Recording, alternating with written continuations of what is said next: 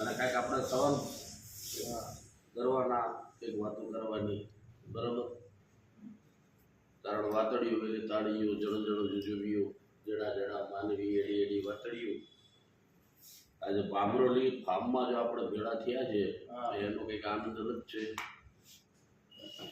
બાકી તો અમૃતભાઈ એવું કહેવાય કે આ જગતમાં આનંદ કઈ કરમાણતા માણસે માણસે ફેર, 1 લાખ દેતા ન મળે બીજા ગ્રામ્યાના તેર. અલગ નોખી નોખી ભાતના માણસ મળે.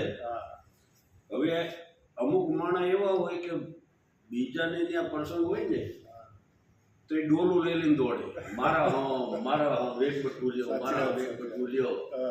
પણ પોતાને આંગણે પ્રસંગ આવે ને એટલે એમ કે ભાઈ આપણે તો શક્તિ એવી ભક્તિ પોસેડી એટલી હોડ કરી. બરાબર. પણ અમારા લોક સાહિત્યનો એક દોહો છે કે સૂર સે ઢોલ કાચબો પરઘેર પોળા થાય, આવે પોતાને આંગણે તો હટ હકેલી જાય. સૂર સે ઢોલ કાચબો પરઘેર પોળા થાય. બરોબર. એટલે આ માણાનો ફેર છે.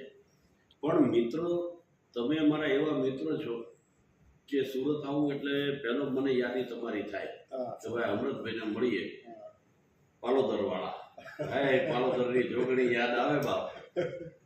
એટલે મિત્ર એડા કીજીએ જૈસે સિર કો બાલ, કાટ કાટ કે કાટીએ ફિર ભી તજે ન ખાલ. હવે આ વાળની વાત નીકળી એટલે તમને કહું બીજી વાત કે અમુક વસ્તુ એવી છે કે એના મૂળ સ્થાન ઉપરથી છૂટા પડે ને પછી એની કિંમત ઘટી જાય. વાળ છે માથા ઉપર હોય ત્યાં સુધી એની કિંમત, પણ એ વાળ કપાઈ ગયો, છૂટો પડી ગયો પછી એની કિંમત નથી રહેતી. એમ નખ જ્યાં સુધી નખ હોય ત્યાં સુધી એની કિંમત નથી, પણ એ નખ કપાઈ ગયા પછી, નખ વધી ગયા ભાઈ આપણે કાપી નાખ્યું પછી એની કોઈ કિંમત રહેતી નથી. એમ ઝાડના પાન જ્યાં સુધી ઝાડ ઉપર ફૂલ ચોટ્યા હોય, ફૂલ લાગ્યા હોય, પાન લાગ્યા હોય ત્યાં સુધી એની કિંમત. પણ એ ફૂલ, ફળ અને પાન એ ઝાડથી એનું સ્થાન છોડી દે પછી એની કિંમત નથી રહેતી. બરોબર છે. એમાં પાન અને ફૂલની કિંમત ઓછી થઈ જાય છે પણ ફળની કિંમત વધી જાય છે. એટલે આપણી મિત્રતા છે એ ફળ જેવી છે, આપણને ફળ દે છે એવી મિત્રતા છે.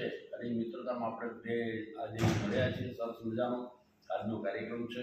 એમાં ગુજરાત કાર્યક્રમમાં એ બાજુના ગામમાં છે, સચિનની બાજુમાં મહાદેવનું મંદિર છે. ભગવાન ભોળિયો નાથ બબકે ગણ બહુત ભયંકર ભૂતર નાથ યગંદર તૈનક તય ભણકે દળયંબર બાધાય બંકર ગાજત જંગર પાહ ગટે નમરૂપ ડડંગર જા બાહ જટંકર શંકર તે કૈલાસરે પર મે હર મોત ધરી પશુપાલન કામ પ્રજારણ નાચ કરે. આવો ભોળિયો નાથ છે અને એના મંદિરમાં આજે સરસ મજાનો પ્રોગ્રામ છે.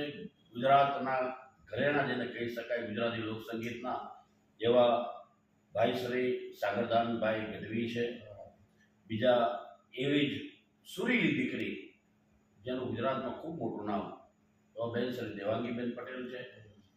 અને રિધમની અંદર છેક જુનાગઢથી મારો બાપ એમ કહેવાય કે મૃતક પશુના ચામડાને બોલતા કરી દે એવી જેની થાપમાં તાકાત છે એવા ભાઈ ઉમેશભાઈ પરમાર.